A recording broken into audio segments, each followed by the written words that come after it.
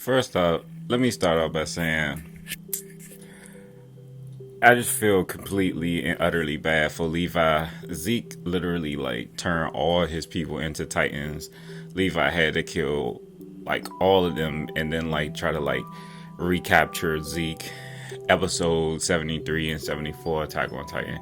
It was like so sad that like Levi had to like endure like what he said was like what 30 um squad members there with him, helping him watch over Zeke and everything until like they get the word. But like they started to try to like do things on their own because they wanted to feed Zeke to somebody else. But Zeke was not rocking. Zeke was like, I'm not waiting for y'all to like feed me to somebody else. I'm just gonna act like I'm reading this book right here, and then like I'm gonna wait for y'all to try to go ahead and make your move, and then I'm gonna go ahead and make my move. The way Zeke got up and just the way he got up and started running was hilarious. Like he looked like some old man trying to run. Like I understand you was playing catch with like your so-called dad and everything, but you not good at running. Zeke tried to run. Like Levi looked at him like, "What are you doing?" The only thing is Levi just didn't know. Like he didn't know about that whole wine situation. By the time like everybody else had even caught onto that whole wine situation, it was already too late. It was already too late. Then we got the whole like so much happened in this episode. Like these two episodes, I'm actually glad now that they did skip a week because they gave us two episodes like in 1 week. That's like super dope. Like I can deal with that sometimes when they do want to do something like this. But when we got Flock and the Jaeger, it's like, come on now, Flock. Like I like Flock, but it was just not necessary for him to get the commander beat up the way he did. Like I understand like you trying to like represent like the new way or the new wave, and like the people of the past is like they wasn't ever getting anything done and all this other extra stuff, but you had to beat up him like that. Like they just didn't have to do that. Something probably gonna end up happening with that guy too. Something probably gonna end up happening with him because they really never like show him anymore. Like they'll still show pictures and stuff like every now and then, but that other commander they'll barely ever show him. He was up there trying to get them to like get ready to start like attacking Titans and stuff again. He's like, what? We're not fighting Titans anymore. What are you talking about? Like we're fighting people. And that's because according to the Jaegerists and stuff like that, they're not going to have to fight the Titans or anything like that anymore because they control like most of the Titans and stuff like that now. There's only a few Titans what they got to fight: the Cargo Titan, Reiner, and the Jaw Titan. Those are the only Titans left that like they don't have. So other than the female Titan, and like she's not something that they really have to worry about. So not really a big deal. Like it's just not that big of a deal. But the Jaegerists is a whole lot bigger now. They're a whole lot bigger thanks to Eren finally getting what he want. This whole situation with Eren is like crazy. Like who would have thought that he had it in him to like change everything like this? Like even Levi was talking about how like like so many people didn't die and stuff like that because like I'm protecting him, and I thought he was gonna represent change and all this other extra stuff, which he is. He is representing change and everything. It's just that it's probably not the way that you probably would have preferred it to be. But Eren is causing an insane or a super significant amount of change. Like it's just that it's change like comes in all shapes, fashion, form, even in real life. Like you could want something and it could happen, but it could not happen in the way that you want it or the way you see it happening, but it will probably happen. It's like you can't always like you can want something, but don't you never know how it's going to end up manifesting. And just because like Levi probably thought Eren was going to be doing things the way they traditionally grew up, things being handled, doesn't mean that it was going to actually be that way. Like, it didn't even start out that way. Like, he had a Titan. Y'all never had no Titans under y'all control. Then he gathered another Titan and another Titan. And now he's, like, fighting against, like, a whole group of people for y'all. Like, he's doing a really good job to me, to be honest, if I do say so myself, as far as that whole change department. Now, sometimes that comes with sacrifice. Sometimes it comes with sacrifice. They had to lose a lot of people. They had to lose Sasha. They had to lose those members that was watching over Zeke. But change is still happening. It's still manifesting. So I wouldn't worry about it too much. It's kind of crazy though, because an insane amount of people drank Zeke's fluid. So many subjects of Ymir, like, they ended up feeling that whole shock situation when, like, Zeke was like, ah. That was cool how, like, they, like, flashed in and out when he did that, and, like, as they was falling out of the trees,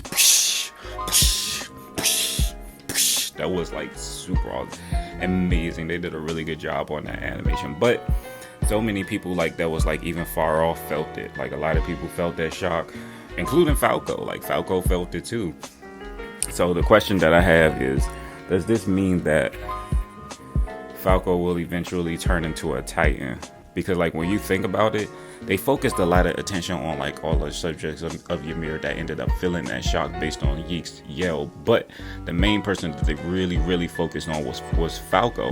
And then not only did they only focus, like, mostly on Falco, there also was a big focus on Falco when he got hit in the head with that bottle of wine, and some of that got in his mouth. So does this mean that, like, something's going to happen to Falco in the future? There's a possibility, because, you know, even like him in the situation with, like, Reiner was like, you know, you got to protect Gabby, like, you know, that's your job. And, like, Falco's down. Like, he wanted to do what he got to do to protect Gabby, even though Gabby got all these issues and impulsive and pretty stupid, to be honest. Falco is doing it, man. Falco is doing it. One thing that I did notice was that everyone in the anime, like, either kind of, like, started out good or had, like, proper ideals, but as they got older, they just start to become like, you know, screw all this. Like, they just started to not even want to deal with it anymore. Like, they started to develop this whole mindset where, like, they, like, you know, I gotta do what I gotta do. And, like, I mention that because that's like how it is for both of the Jaeger brothers. Like, Zeke loved his parents and everything. He loved his grandparents.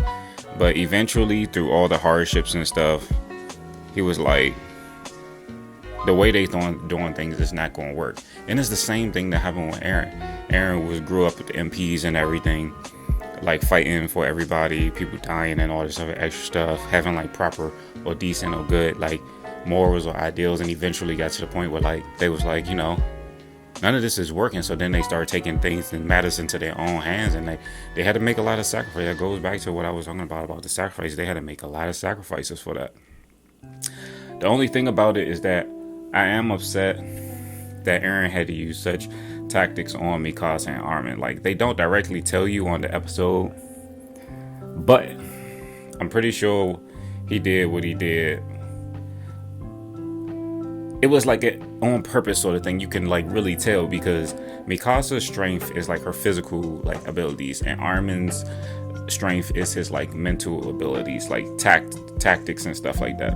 And what Eren did was he used an intellectual tactic on Mikasa and a physical tactic on Armin. Ironically, the opposite of what they're naturally gifted at. So what does that tell you? He using their, like, their strengths and their weaknesses against them. Why he chose to do that? It was the most logical thing to do in this situation, because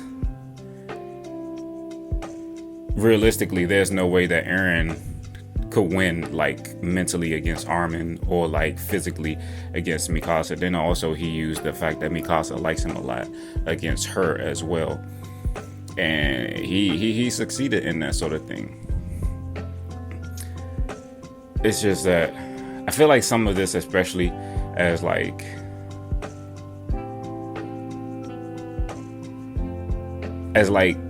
the anime progresses, like, more and more with, like, everything that went on with Eren, and, like, everything that he knows, because he knows a lot based on the Founder Titan, the Attack Titan, like, pretty in you know, coming into contact with, like, some of the, like, members of the royal blood, like, you know, that girl. And he didn't come in contact with Zeke yet, but, like, he touched a girl and stuff like that, and he learned a lot from that sort of thing. I feel like all of these like things coming together is like mostly the big huge like all put all the pieces to the puzzle together, because we still don't know like all the information that Eren has. We don't know everything that he knows. And I feel like over a period of time with like the anime continuing or like the manga and stuff like that, and we come closer and closer to the end of the truth, we start to like unravel or learn more about what Eren truly knows, because Eren wouldn't be like that for no reason. Like a lot had to happen in order for him to be like that, because he was always like a hard head.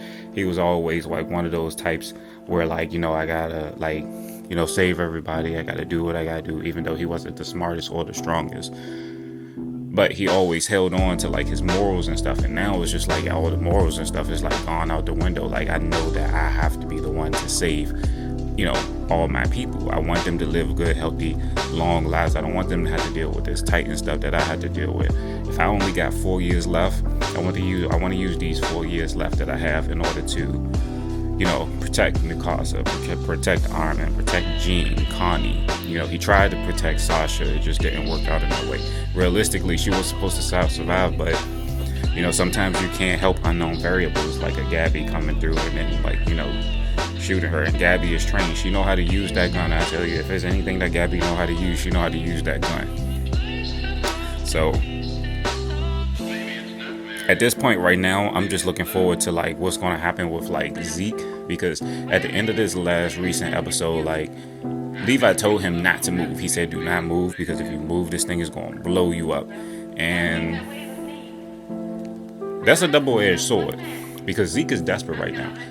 Levi knew that already as well too. Like when he was like, trying to recapture them, he was like, you sound desperate. Like, and he knew he was that desperate because they have everything riding on this one plan between him and Eren. Like whatever, this plan is, with as far as like the whole euthanization plan and everything.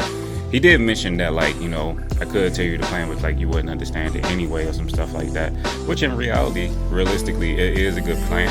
But at the same point in time, it's not a good plan, because then like they would never be able to have like offspring or anything like that. And realistically, if like the founder Titan or anything can like kind of control or like manifest whatever it chooses, then like they can change the destiny for them anyway. So you wouldn't have to do this whole stupid euthanization thing.